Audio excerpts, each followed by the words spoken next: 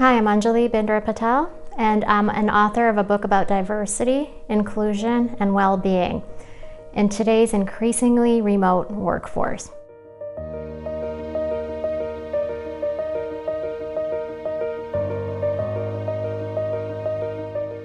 This book explores the intersections of diversity, inclusion, and well-being both in a traditional office setting and in a remote workforce where many of us are headed.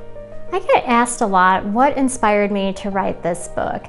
And the answer is that companies often look at well-being from a completely separate lens from inclusion and diversity. But the truth is that how we're treated at work and how we connect to other people has a direct impact on our well-being.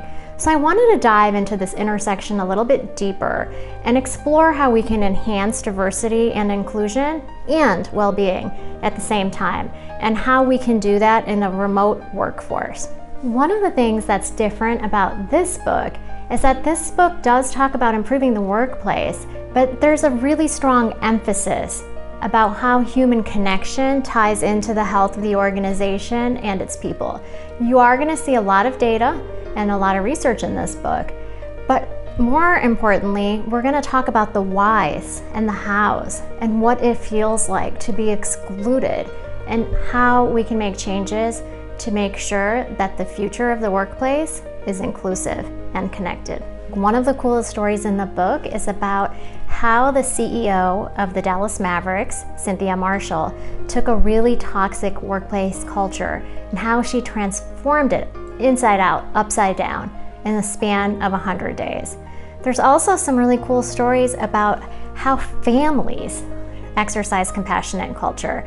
Mark Cuban is the owner of the Dallas Mavericks, but his brother is no less admirable, and there's some really good stories about him and how he exercises compassion in the workplace. And another set of cool stories comes from the family of Sarah Blakely. Sarah Blakely is the founder of Spanx, and she has a lot of lessons about workplace inclusion, as does her husband, Jesse Itzler. So we're gonna do a little bit of a deeper dive on what is it that makes these families tick and what lessons can we learn from them.